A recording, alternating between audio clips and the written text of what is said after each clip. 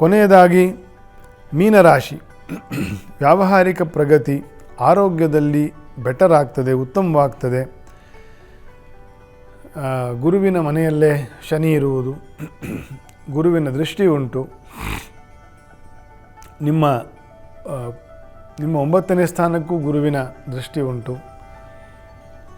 ಶನಿ ಸ್ವಲ್ಪ ವಕ್ರಿ ಆದಾಗ ಸ್ವಲ್ಪ ಅನಾರೋಗ್ಯ ಮತ್ತು ಮಾನಸಿಕ ಕಿರಿಕಿರಿ ಎಲ್ಲ ಜಾಸ್ತಿ ಆಗ್ತದೆ, ಅಥವಾ ಕುಟುಂಬದಲ್ಲಿ ಸ್ವಲ್ಪ ಸಮಸ್ಯೆಗಳು ಬರ್ತದೆ, ಅದರಿಂದ ಮಾನಸಿಕ ಕಿರಿಕಿರಿಗಳು ಜಾಸ್ತಿ ಆಗ್ತಕ್ಕಂಥದ್ದು.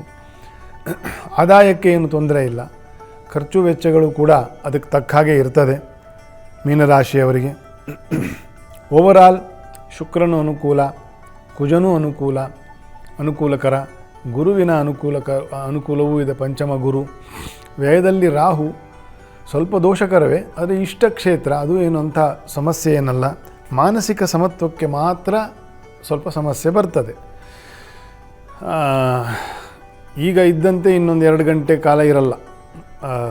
ಏನೋ ಒಂದು ವಿಶೇಷವಾಗಿ ಸ್ತ್ರೀಯರಿಗೆ ಮೀನರಾಶಿ ಇದನ್ನೆಲ್ಲ ಗೆಲ್ಲಕ್ಕೆ, ಇದನ್ನೆಲ್ಲ ಮೀರಿ ವ್ಯವಹರಿಸಲಿಕ್ಕೆ ಸ್ವಲ್ಪ ಯೋಗಾಭ್ಯಾಸಗಳು, ಕ್ರಮವಾಗಿ ಪ್ರಾಣಾಯಾಮ, ನಾಮಜಪ, ಧ್ಯಾನ, ಇದರದೆಲ್ಲ ಅಭ್ಯಾಸಗಳನ್ನು ವಿಶೇಷವಾಗಿ ಅಭ್ಯಾಸ ಮಾಡ್ತಾ ಅದರಿಂದ ಲಾಭವಂತರೂ ಆಗಿ ಇನ್ನೊಬ್ಬರಿಗೂ ಕೂಡ ಅದರ ಒಂದು ಅನುಕೂಲವನ್ನು ಕೊಡ್ತಕ್ಕಂಥದ್ದು ಕೂಡ ಮಾಡಬಹುದು ಮೀನರಾಶಿಯವರು.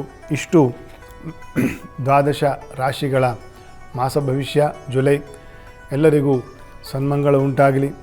ಶ್ರೀಕೃಷ್ಣಾರ್ಪಣಮಸ್ತು.